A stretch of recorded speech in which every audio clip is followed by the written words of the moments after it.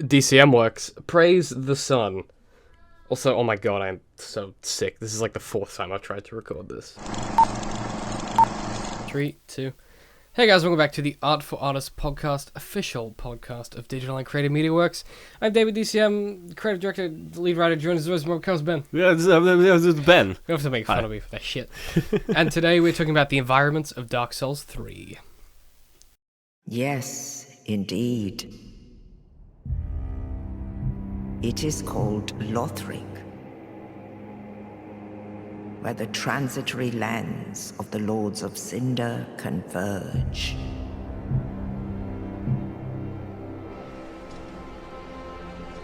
In venturing north, the pilgrims discover the truth of the old words. The fire fades, and the lords go without thrones. Yeah. I mean, that's just stuck in my mind now. It's pretty great. So I wanted to talk about the environments because I think like it's an interesting way to look at the game because, like, the storytelling is kind of reliant on the environments because the NPCs talk almost exclusively in riddles. Yeah, and a lot of them talk of places. Yeah. Rather than of things or people. So like, yeah, they'll talk about like a place or like a rather than about like a person, they'll talk about like an area. Or they'll tell you about like a myth about an area. Like it's really weird to try and like focus on. That's kind of why I want to talk about the environments rather than like the storytelling. I'm also sick this week, so we'll probably keep it brief. Yeah. You can probably hear that I'm like. David's a little baby today. We went and bought a value pack of strepsils. Oh my god, we did from old Woolies. And it said they would be. They said they would be $7. They were $10. Yeah, and then a $2 discount. Oh, which right. is $8, so... I was gypped for $1. You were gypped $1 because they... No, because you just misread it. They said it was going to be $7.99, so... Oh, I got fucked on the... You got ruined by that. I got done by that. Yeah.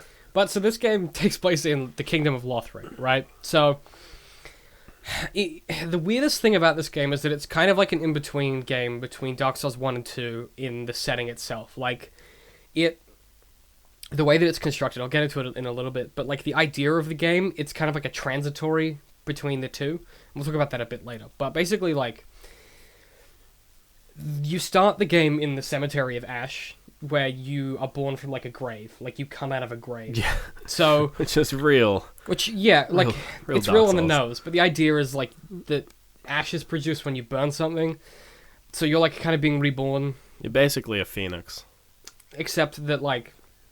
Yeah, because which is pretty common, like in the Cell series, because like the whole thing. I mean, the whole game is just about dying and coming back to life. It's about cycles. Like, yeah, the whole world is about cycles, and like the weird thing is that, like, it's a really on the nose metaphor, but it's also not even a metaphor. It's just how the world works. Yeah, that's like the weirdest thing about all of it. Like it's almost a metaphor, but it never really is. The whole game is just a metaphor. Everything's a metaphor. But it's like a metaphor for itself, so it's not really that metaphor. Like, it's the weirdest, like, combination of ideas. I think part of it is because I think part of it comes the fact that it's such a long-running series it's like now, because we got the third one, we had that Bloodborne thing in the middle, where it's like, people kind of just take all the stuff that, for all intents and purposes, yeah, they're just obvious metaphors, but people are just like, yeah, whatever. Like, the lore is so deep and convoluted that, like, acknowledging that something is a metaphor isn't even important anymore. It's just like, because it's so like, it is a metaphor that doesn't tell us shit. Because that's what the games are supposed to do, right? Yeah. So like, okay, so one of the things that I think is really interesting in this one versus Dark Souls 1, so this and Dark Souls 2 have the same thing. We have like a file-link shrine, just like your world hub. Well, I think a lot of it comes down to some of the mechanics that they added in Dark Souls 2. Yeah. Like, there's a filing shrine in Dark Souls 1. You just never really go to it past the first couple hours. Oh, I get, and then you come back to it at the end. You come back to it every now and then. I guess you do to do various things. But it's not the central hub that it is in Dark Souls 3. You don't really have a central hub. No. You just have... Like, if anything, the central hubs are usually just the bonfires at the start of difficulty spikes. Yeah, the start of like big areas. Yeah, because you'll constantly be going back there because you won't get very far past it. So you kind of go back there like, because you have to. It forces you to. The first major hub in Dark Souls 1 isn't Firelink Shrine, it's Undead Bug. Because most players, when they play the game, they will get stuck at Undead Bug for a long time. That is true. You know, some people might try to go to Catacombs, but then realize, fuck the Catacombs. It's a bad idea. Like, it's really the only place you can go from the start of the game. That is true. And I guess, like, on top of that, because in Dark Souls 2, you have the Firelink Shrine. Yeah. Sorry, the Firelink Shrine you have in Dark Souls 2. Shrine, yeah. But it's called Majula, maybe? Something like that. It's like an old undead settlement that you kind of take over with your NPCs and stuff, and you kind of live there. But you can fast travel to it from any bonfire. That's the main difference, is that you can fast travel straight off the bat. Yeah. In all the other games. So having that hub is like, you know, it's basically just the hunter's dream. Like, ever since Bloodborne and the hunter's dream, they've been very just... This is your hub world, kind of. Well, because they had that sort of in Demon Souls where you would go back to the same place to level up. Yeah. And the same thing is true of, like, Dark Souls 2 was the first one where they had that in the Souls series, like the Dark Souls series, rather. Where you have to go to a person to level up rather than any bonfire. So then, like, you get this thing where the person that levels you up actually becomes a character. Yeah. So, like, the Emerald Lady in Dark Souls 2, she actually moves throughout the world to meet you at different places when you get to, like, particular areas of significance. To level up at different, So, like, well, no, you always level up at home, but I mean, like, in a storytelling sense, she'll go to places to tell you about a place. Oh, okay, yeah. So one of the things that's interesting about this, Dark Souls 3, is that you have all of your NPCs that let you buy stuff and you level up there, but you also have the 4 thrones. Yeah, and that's one of the interesting parts of... It's very different. It sort of gives... It makes the Lords of Cinder, the Lords of Cider, it makes them very sort of human. Well, they're not human. It humanizes them, in a sense. Oh, wait, it gives them like a... I don't know if it'd be like, it gives them a place in the world. It makes them friendly. It's as if you're, like, freeing them. Well, because like when they get back, you actually talk to them, and they don't hate you. They're not angry at you that you killed them. They're like, you did what you had to do. Yeah, that's the cycle. Yeah, they understand their place in the world. And they understand that you have to take them down. And it's a weird sort of it's probably a trope in something where it's like, well, not really. It's because, you know, they are the bad guys. They're the big bosses. Yep. And in previous games, you have, you know, the big bosses are the big bads, and you want to kill them and get rid of them because they're bad. But in this one, it's like, you get rid of them, and then they sell you things. Well, it's kind of You're like, what? It's like the Shadow of the Colossus kind of thing.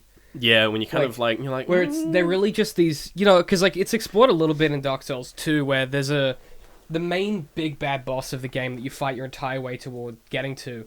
When you finally find him, he's not hostile. He's just walking in a circle around a room. Yeah. He's insane because he's hollowed too much.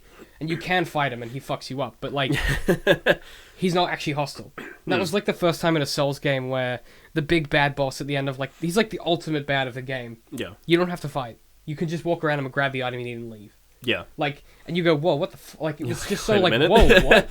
And then you kind of discover there's actually more going on, but, like, that idea is interesting, because it kind of implies that in this world, well, after a certain point, you just become like an animal. You're not really a person. Well, it breaks down the whole good versus evil kind of thing, because, you know, Dark Souls 1... Well, particularly because you're undead as well. Yeah, like, in especially, like, I got very confused when we were playing Dark Souls 3 with, I think when you mentioned, you're like, oh, yeah, we're hollowed, and I'm like, what? I'm like, what do you mean hollow? Oh yeah, it was like, because for me, hollow is there's the duality of hollow and humanity. Yes. But then in Dark Souls 3, they're like, nah. There's another element as well. Hollow humanity and then embers. Embers, yeah. And it's a weird thing where they're sort of slowly breaking down the duality of good versus evil. Even more so. Even now with, you know? Yeah, and even with the with all the new covenants, all the new PvP covenants. Yeah. Where it's like, it's not just invaders and defenders of invaders. Yeah, it's not just blue and red. There's blue, red, white, pink, yellow, yeah. Yeah, like there's a whole bunch of different kind of like... And then there's even more than that as well that we haven't gotten into in our There's game. all the other non-PvP covenants. So it's like this thing of, they suddenly... Like, I think it's a really good place for the series to get to, because it kind of... You know, and this is... I'll talk about this in a minute, but like the idea of it being like... it's such a transitory game because the other games have been working towards that. Yeah. But like one of the things that I think is interesting. Sorry, I'm gassy because I had chili.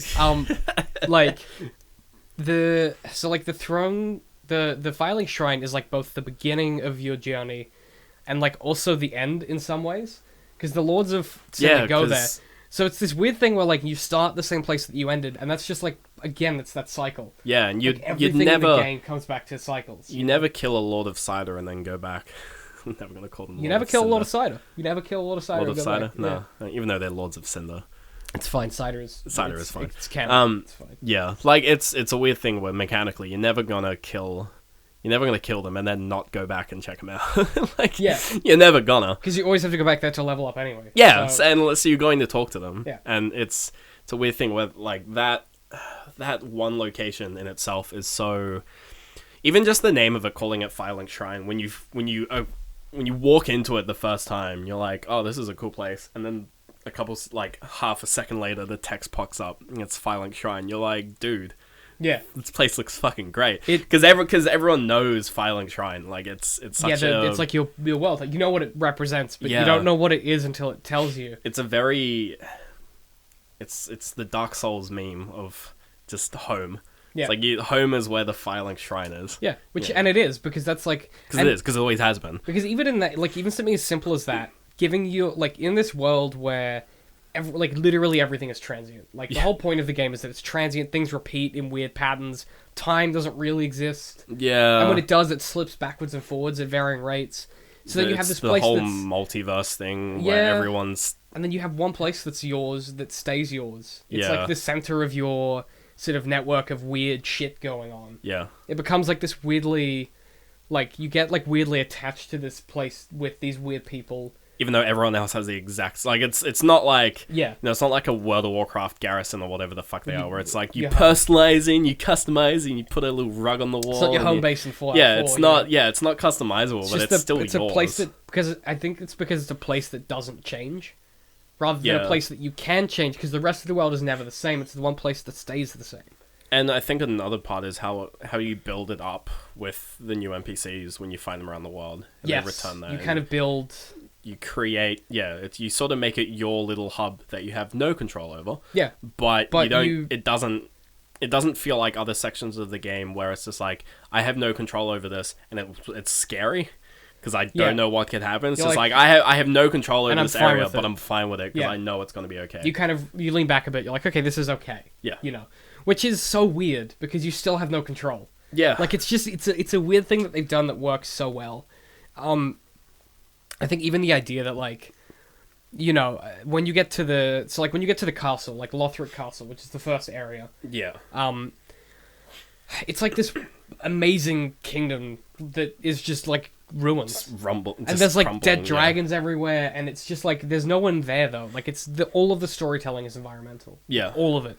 So what starts to happen is like you see stuff like throne rooms and dining halls and these crazy battlements and like a whole bunch of stuff that was in this world, but a lot of it doesn't make like it doesn't make a ton of sense. So like there are weird dead ends and like barrels of flaming pitch are in the middle of dining rooms. Yeah. Like it's weird. So you get the impression that someone could have lived there, but maybe that they never did. I think there's that kind of idea of level design where you build an environment which has like a purpose. You build the environment as if it's going to be used, and then you just sort of modify it for use in a game. And like lots of games do this. You know, they, instead of creating a level which fits the game, they'll create a level which fits the world and then just put the player in it. Yeah. Dark Souls kind of like 50-50s it. Yeah, they really do. There's sections where it's just like, yeah, this could easily be a house that someone had lived in, or this is easily like a castle. Like, this castle makes sense. But then there's parts where it's just like... There's non-sequitur elements. Like it's like this castle makes sense, except every door can only be opened from one direction. Yeah, like it's so weird. Like there'll be a door which isn't locked, it's just can't be opened from this side. And you're like, why? Like, that's not... Like, that would be doors horrible don't work to live. like Doors that. don't work but that way. At the same time, you're like, no, that makes sense. Yeah, you know? I think that's what kind of gives Dark Souls that feel, is that like... And like, especially when you get into the more, like, natural environments, like the swamps and the forests and whatever. Like, they don't... Those are very much not natural, because there's just, perfectly fine and safe pathways around everywhere. And that's the kind of where it hits that 50-50, where it's like, if this was like a natural occurring forest, like you would just sort of, it would be really open and you wouldn't be able to find shit because it's a fucking forest. Which is, they had in Dark Souls 1. Yeah, Dark Souls 1. You know, but these they amazingly were like, big forests that you couldn't navigate properly. Yeah, but then they're like, no, let's just put pathways everywhere. Well, yeah, because like... or do little tricks to sort of make players move in the right direction. Well, I think it's like it's a balance between Dark Souls 1 and Dark Souls 2, because Dark Souls 1, everything is chaotic and sprawling, and like, you get lost a lot in Dark Souls 1. Yeah, I think they kind of had to do that because there was no sort of fast travel. Everything kind of had to loop constantly. You had to have a weird chain. But so like, what Dark Souls 2 did differently is Dark Souls 2 was very linear, and you almost never got lost. And Dark Souls 3 is like in between the two. Yeah. Like, it's this weird sort of, and I don't know if they did it intentionally or not, but it feels like Dark Souls 3 exists between the two, like, spectrums of both games. It's sprawling enough, but it's not Dark Souls 1 sprawling. Yeah, and it's linear like, enough. Where the fuck do I go? It's not Dark Souls 2 linear. Yeah. So it's like this really cool, and even like all of the elements in the game reflect that. Like, you know, Dark Souls 2, there's one big bad who turns out to be just like, he's not even interested in fighting. Like, he's just a guy who's gone insane. Like, he's an undead that's gone insane. Dark Souls 1, there's like 8 or 9 big bads this is the 4 big bads that you have to kill, like the 4 lords or whatever of creation that you kill. And you link the fire by killing the final king. Yeah. But, you know, all of those lords are, like, they're enemies. Yeah, they're Whereas baddies. in Dark Souls 3, the 4 lords of Cinder start as bad guys. And when you kill them, they become friendly. Yeah. So it's but then you can still kill them because they are NPCs. Yeah. And NPCs can be killed. So it's like this perfect balance between the two. Because, like, in Dark Souls 2, like, the big bad was not harmful. And in Dark Souls 3, he's now not harmful, but you could still hurt him if you wanted to. Yeah. Like, it's this really cool, like, weird thing they've done where they've kind of drawn in all of the elements that they've done so far in the series and gone, well, what if we kind of put them all together in this super different world and then went, let's see what happens? Yeah. You know? Like, it's just super weird and interesting. And I think even the idea that, you know, a game like this that's so... Like, this type of game shouldn't be popular, logically. It's very niche. I mean, it's one of those games where it's going to go down as being a classic. And I hope they don't milk it too much. I hope they... Like, to be honest, I hope this is the last Dark Souls. They've said that a few times, but you know what it's like. It's not going to happen. I hope they spin off and, like, you know, what they did with Bloodborne. They probably will. They will. Like, the formula will just... The formula is going to become the new third-person cover-based shooter. It kind of already is. It's becoming it. Yeah, it's slowly, like, the whole Dark Souls formula is slowly becoming it. Even though it's really hard to, like, nail down. And it's hard to get perfect as well. It's really hard to be really specific about what makes Dark Souls sort of unique compared to other just hack-and-slash combat games, whatever.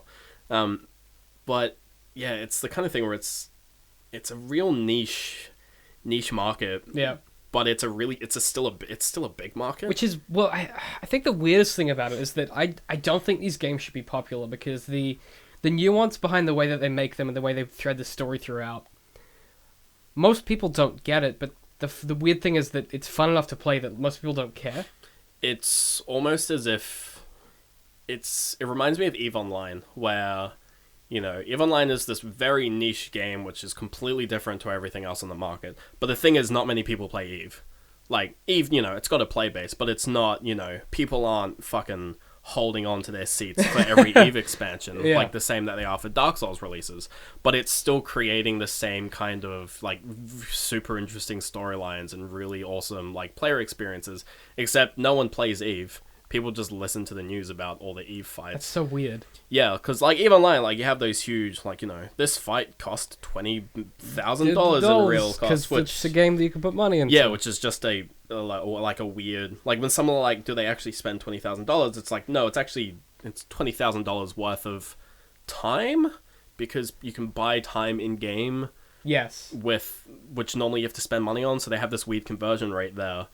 And, like, that's how they're able to make headlines, like, watch a video game ship worth $10,000 get destroyed. And everyone's like, that's fucking cool, but no one plays EVE. No, it's a good news title, though. Yeah, no, it's really interesting from a game sort of media perspective. Yeah. But, like, Dark Souls, it has the same sort of thing where it's like, it's a niche game and it has, niche moments, and it has those sort of like storyline moments. You're like the guy who, because it's it's considered the hardest video game there is, and which I don't think it's the hardest. I think it's just the most. Well, it's one that's the most truthful. I feel like it's the most like it's a very honest game. Yeah, it's very honest about if you're good. If you're good at Dark, like, because I'm bad at video games, I'm terrible. Well, it's like you don't even have to be good. You just have to understand. You just have to. It's like if you're not good, just play Pyromancer. Like if you're not good, don't try to parry. You know, like, you've got to learn the game. Yeah, like, learn how to finish it. Understand the game. Yeah. Which most people don't do. Well, most people don't do these days, which is why everyone's like, oh, it's such a good game because it brings back the difficulty of old, and it's like, well, it does in some ways, but it does, but it brings back the learning that you brings have back to do it brings back the learning and with a fresh coat of actual good game design. Like Ocarina of Time or something. So much of that game is learning how to use what you've already got to do new things. Yeah, whereas Dark Souls is kind of just figuring it out. Well, by it's like your head against the wall. it's like here's the tool belt you've had the whole game. Keep running at the same obstacle until you work out how to beat it. Yeah, with this tool belt. Whereas like Ocarina of Time is like here's a new tool, incorporate it with the rest of them, learn how to use it. Yeah, Dark Souls doesn't really give you new tools at all. But the great thing about that is that it doesn't need to. It gives you new challenges. Yeah, it sort of gives you everything from the start. Yeah. So I mean, I don't know where this was going. Basically, it's just a very niche game. Well, I think like, but talking about the environments in relation to that, I think the reason that because the storytelling is so subversive in the way that they've done it. Yeah. Sometimes people are like, "Oh, I didn't even know it had a story." Like I've heard people say that, and I'm like, like someone that's fair. Like you can play, you can play it and just not pick up shit. But then you listen to someone like John talk about it, and he's really familiar with the world and the lore and stuff. Yeah.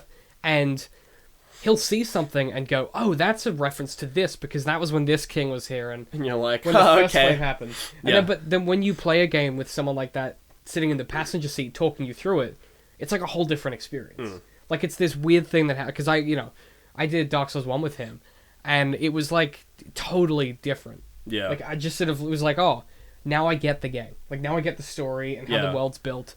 And like if you don't have that, then it's just a fun game. Yeah, it's just a good. But good the time. fact that it has that other level, if you want it, is just. I think that's why the environments are so interesting when you're playing them. Because you go, oh, that's pretty looking, or oh, that's gross. But then after a while, so gross. You're like, okay, so there's like the swamp area, yeah. like near Farron Keep or whatever, and you're like, how did that happen? How did that poison swamp come to be? And I guarantee that you can work it out. There's probably a reason, but from existing lore that's in the game. But most people don't care because it's a poison level. Yeah. It's like if there was an ice level in Dark Souls. There is in Dark Souls too, yeah. Yeah, it's just like, it's an ice level. Like, every game has an ice level. There's one of the DLC in Dark Souls 2, there's like a whole kingdom that's like frozen in ice. Yeah. Like, it's just like covered in snow and ice or whatever. And eventually you start to work out that someone froze it, but otherwise, if it's just like a fucking ice level. It's just, it just looks fun. different. It looks different. And new and cool and blue. And people can hide in ice and jump out at you, or they can be under snow and pop out of the snow or whatever. So from like a gameplay mechanic, it works really well. But then the environments tell a whole new story, and it's this weird thing that no other medium has managed to do it as well. No other game has managed to do it as well either. God, no. I mean, some have tried. Like, you get close to it. Yeah, like you think about games like Skyrim, where they're like, yeah, we're doing environmental storytelling. It's like, yeah, not really though. It's more like environmental short stories. Like, yeah, where it's like you come to an area and there's like I think like in Fallout 4, there's a great little area which I love in the game where it's just like it's like halfway up a mountain or whatever, and you kind of go through like a little, brush of trees or whatever. And you come out onto like the edge of a cliff, and there's like a little cubby hole that someone's built with like a chair and like an esky and like a ham radio. That's technically environmental storytelling. Yeah, but that is environmental storytelling. It's more like impressionism. It's as sort of important as an Easter egg. Yes. Like, it really doesn't tell much. Like, it tells a little bit, it's like, but it's the scope of that story is, like, one or two people. Even if you have, like, 500 of those, you get an impression of what the world's like, but it doesn't tell one story. Yeah, it doesn't really link. Whereas in Dark Souls, every little bit of story is one thing. Links to all the others. And, like, even when they do, like, sort of small, like, sort of short story environmental storytelling, it's never too verbose. Like, they'll do, like, a little thing where you'll be in an area, like, when we were playing Dark Souls 3 in those creepy cages full of Ah, gross things. God, yeah. Like there's like sections where it's just the cages. There's just heaps of those cages, and they're all empty. And you're like, that's subtle. That's not like really forced in your head. It's not like you open up like a fucking terminal and you're reading some shit about some scientist who made the cages. It's like, no, it's just... Oh, our light is flickering. Our light is dying. Terrifying. Oh, God. Okay. I'm going to try and ignore that. Do you want to just turn the light off? No, I'll be fine. Alright, it's right above my head. It's a little spooky. I don't want to get shattered on. Yeah. It'd be great if it exploded while we're recording. The fun of recording in a studio. It's probably just vibrated slightly out of its socket. It's probably just dying. Yeah, it's like it's not being really... It's not taking itself too seriously, I guess. Yes. Even though it is. Cause it is. Well, because it's a super serious... Well, no, I know, I get what you mean. Like, it's not trying to be like, oh, look how clever we are. We had our writers do this cool thing. It's more like... We wrote out this log from the perspective of someone. It's like, no, it's here if you want it. It's just here it is. And it's here if you want it. And like like a lot of the time, it'll just... It's not even it's here if you want it. It's... Because you can't not see it. It's there. It's not like thing with like Fallout and stuff. It's just like most of the terminals I skip. For me, it's here if you want to. Yeah. Like if you want to have some story, here's a terminal. Whereas Dark Souls, it's like it'll show you everything, but because it doesn't explain anything, it's up to you. You only get anything out of it if you actually engage with it. If you put in... if you don't bother and... It's a difference between like active listening and just listening. Yeah, because if you can just... When you just sort of like skip through the dialogue of all the NPCs, you have no idea what they're talking about. You're like, fucking just whatever. Stop giving me riddles, mate. Yeah, like they're still giving you the information because a lot of the time you need it for them to give you an item or something. Yeah. But like, unless you're fully engaged, it just sort of goes over your head. Yeah. But because the writing and the voice acting is so Dark Souls and so not how anyone talks in the real life. Yeah, it doesn't really annoy you. You're not just like, oh, just like it would be if like there was another game where they're just talking jargon the entire time, but they're talking like we're talking now. No, it's like reading Shakespeare. Yeah, you're just like Dark Souls is like reading Shakespeare. If you understand the way that it's constructed, you get so much out of it. Yeah, but if you don't really care, you just sort of you get the gist of it. You get bored and you get the gist and you kind of ignore it. Yeah, which is that's one of the reasons that I think like people like it's really hard to teach Shakespeare for the same reason, is because you're not just teaching ideas, you're teaching like a whole different kind of scope of language. I think it's the idea of just like you can listen to someone perform Shakespeare, not listen to any of the words, and still follow what's happening. Yeah, still follow what's happening, and like it's still nice. Like it's very because it's written well. Yeah. It follows a nice rhythm. You're able to just kind of relax and take it in and enjoy. And it's same with Dark Souls, where you don't really enjoy it. You kind of puts you on edge, and it makes you go through it, and you have an experience. You just go through it. Whereas like if there was like some it's when. When TV shows are like, oh, I'm gonna write a GUI to hack the IP address, and like they just blow out all this jargon, which no matter what will just throw you off and be like, what the fuck did they just say? Like regardless if you know what they're talking about or not. And it's that kind of thing where it's like because all of it is consistent within the world, you can either engage with it or you can just let it go past and still just kind of be like whatever. Yeah, and I kind of enjoy it. And I think that's the value of what they do. And it's such an honest way to make a product. It's like how you can listen to music in a language you don't understand and still enjoy it. Yeah. And it's very sort of to set out to make a series of games that do that is so honest with and your pull audience. It off 3 times in a row. Because what you're saying is you're like, we've done all of this work, but you don't necessarily have to see it all. You just have to see stuff that you enjoy. Yeah. And that's so fucking nice, like from an artistic perspective. To just genuinely be honest and be like, we've done all of this work, but to be honest, if you get any enjoyment, that's all that we care about. I think there's a big kudos to be given to like some of the really big, like Dark Souls lore YouTubers. Like there are people who just dedicate themselves to just releasing videos explaining certain characters. Yeah. Like, you go to their YouTube accounts and you look at their videos and it's like, I don't know any of those characters, but... And they're all in the world. They're all in the world at the game you just played. And it's just like, they're there. You just didn't really pick it up. And it's like these people...